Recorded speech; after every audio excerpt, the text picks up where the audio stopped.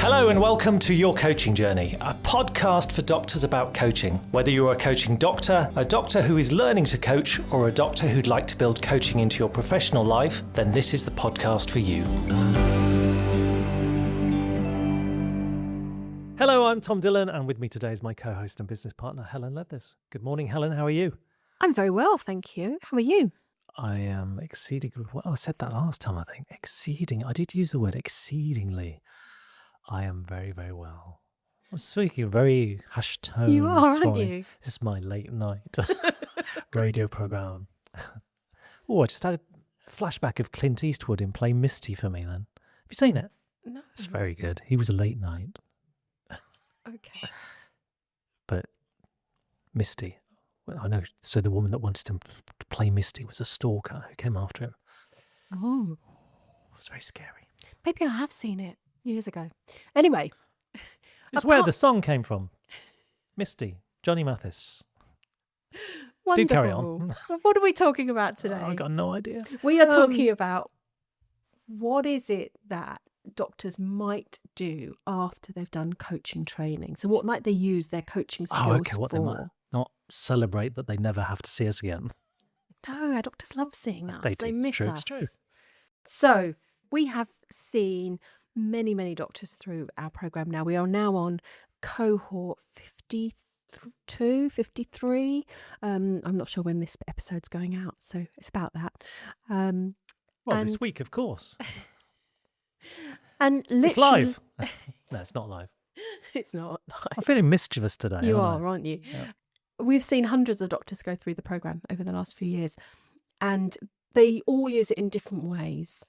Oftentimes, we get to the end of their training and they'll say, gosh, that was worth it just for the personal development that it's brought me.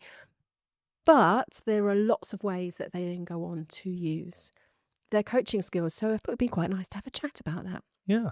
Have a look at what they're doing. Exactly. Now they've left us.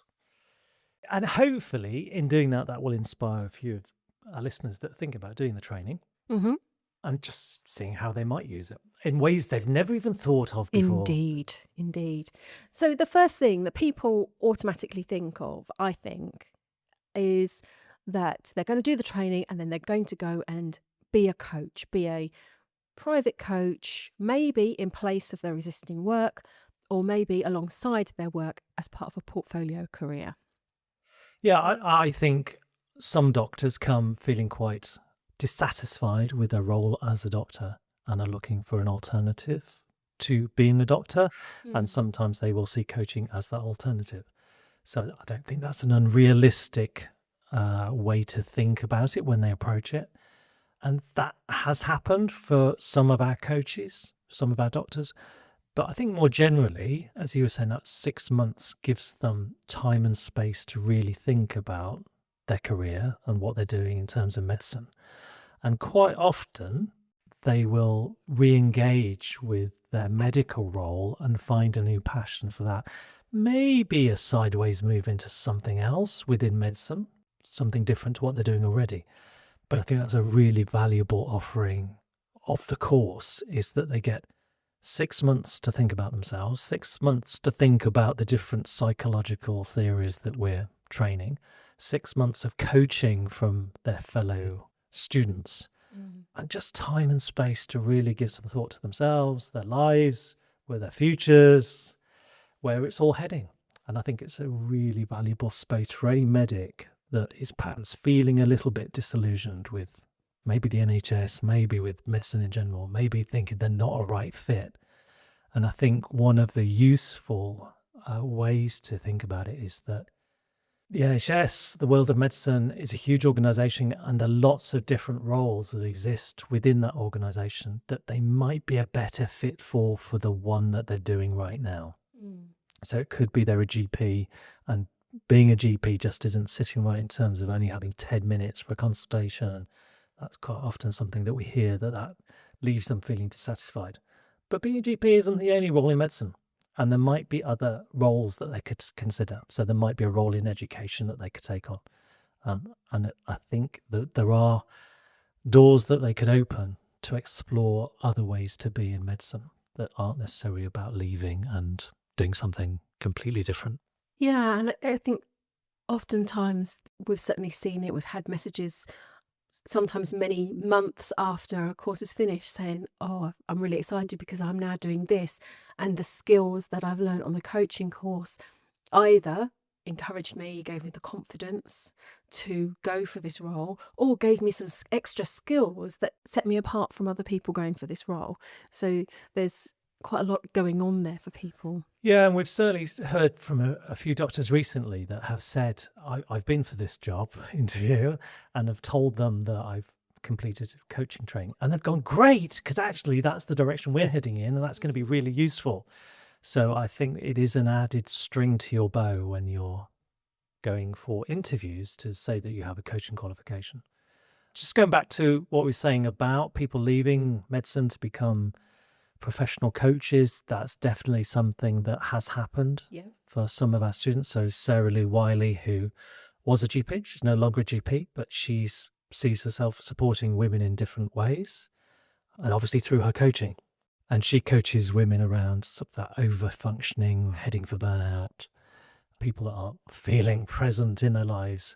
So yeah, she does good work in that space and sees that as a welcome replacement for the way that she was working with people before. And we've got Dr. Becky Howie, who's someone who's left her role, her NHS GP role. Is now a lifestyle medicine specialist and midlife coach. So again, has left that role that she had and is doing something completely different. Wow, not completely different. She's still talking to people, still helping them with their health, but is just doing it in a very different way. Quite often featured on Scottish TV. She has been on Scottish news, or the equivalent of Newsnight in Scotland, several times as a kind of medical expert. So just a couple of examples of the doctors that have gone on to coach as part of their offering. I don't think it's their only offering, but definitely that's how they're utilising their coaching training. And you've also mentioned there that many trusts are taking things forward with a coaching approach. And many trusts, in fact, have coaching panels within them for certain groups of people. So they might be for the consultants, for new doctors in their first 2 or 5 years, perhaps for the nursing faculty. So if you have a coaching qualification, becoming involved with those coaching panels is an opportunity in many cases. Yeah, and the wellbeing space, obviously within the NHS, is something that is given a lot of attention to, and definitely our Transformational Coaching Diploma is a way of coaching that lends itself well to wellbeing.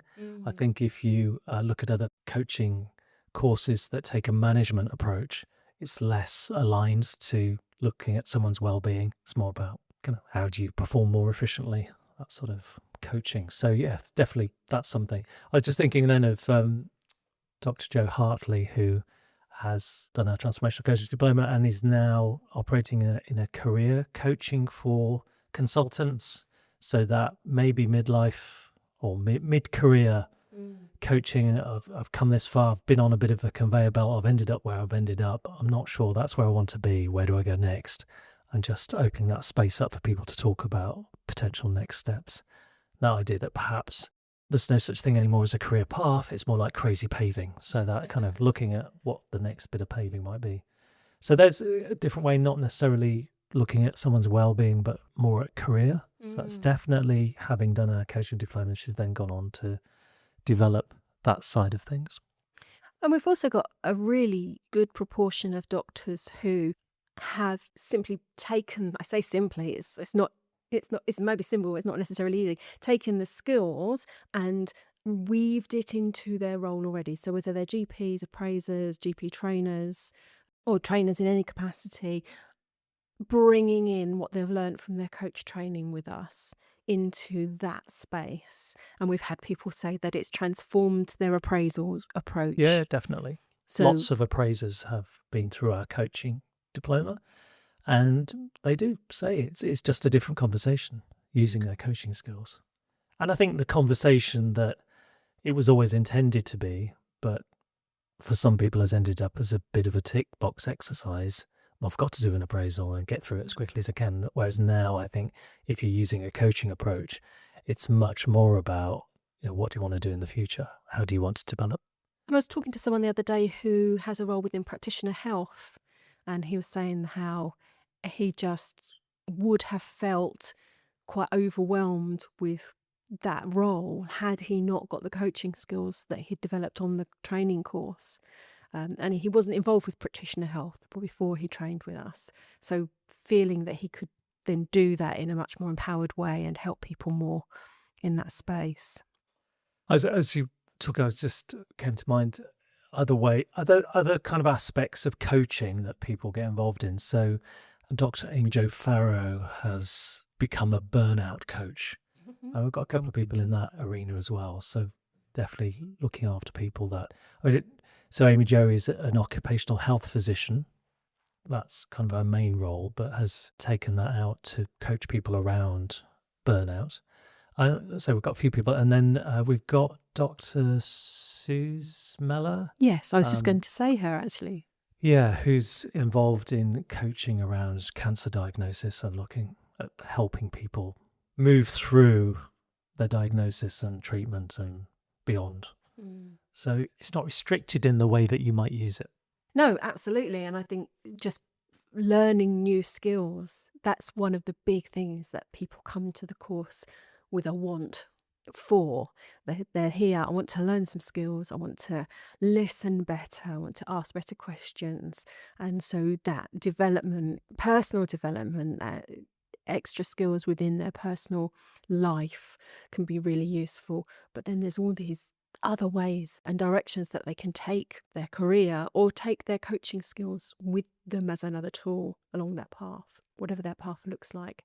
And I do recall sort of speaking to someone when they were giving us a testimonial, and they said, when I came to the course, my ambition was to find a way out of my NHS role. By the end of the course, I'd found the tools where I could manage things better, like you say, re-engaged with my NHS work and much more able to look after myself and focus on my well-being and still do that. So I think that it's lovely when we hear stories about people branching off in all directions, but equally lovely when we hear that people feel they can stay doing what they love doing, loving it again, and not burning out because of what they've learned. And I suppose where we should have started this podcast was doctors coming, hoping that learning to coach will improve their conversations with their patients. And the evidence that we have is that it does. Yes. We haven't done research, it's anecdotal evidence, but we have a lot of GPs that are saying that the conversations they're having are helping them in terms of maybe some patients that keep coming back, stop coming back because they've been listened to, not necessarily been prescribed anything, but just been given a really good listening to. And they've gone away happy that someone has taken the time to listen. Obviously, using a coaching approach, they might have come up with their own options about what they want to do in the future. So it's certainly, if you're thinking about how this is going to help you as a GP or a hospital doctor, definitely it's going to improve the conversations that you have and help people identify what they could be doing for themselves. And I think now there's an increased emphasis on preventative health and having those conversations with people about what they could be doing to change their lifestyle, to improve their own health. Lots of evidence around people changing diabetes diagnoses by improving the way they live. So all of that stuff can be really helped by having really good coaching conversations. Yeah, I think there's so many ways that people have benefited from the course, but it almost feels like it's a personal development course masquerading as a coaching qualification. They're definitely going to learn to coach. Definitely, yeah. So it's definitely a coaching qualification. It is a course on which you will learn to coach, but hopefully, well, certainly the evidence is that people have time and space to think about their own futures as well and give some proper thought to their career direction and find other ways to be. Indeed.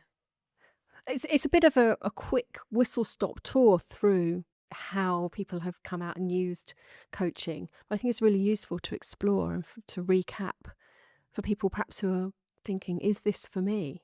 And we could give lots more examples of the ways in which our coaching doctors are using their skills. And actually a good way to find out how they're doing it is to look on our website. We have a coaching panel on our website of doctors that are qualified through our program. and offering their services out there to the world. So take a look at that. You will see many of them on there presenting what they're doing to the world. Yeah, and obviously we have our testimonials page as well with videos. We do, yes. And we have a number of back episodes of this podcast where people talk quite extensively about what they're doing. And I think on the next episode, Dr. Hannah Koish will be talking about how she uses her coaching. And she's definitely working as a coach as well as a doctor. So Yeah. lovely stuff. Thank you, Helen. Enjoyed that. You're very welcome. I enjoyed that too. And so you'll be speaking to Hannah next time? I will be speaking to Hannah next time, and I will see you on the podcast following that one. But for everyone else, I will see you next time. Bye for now. Bye-bye for now.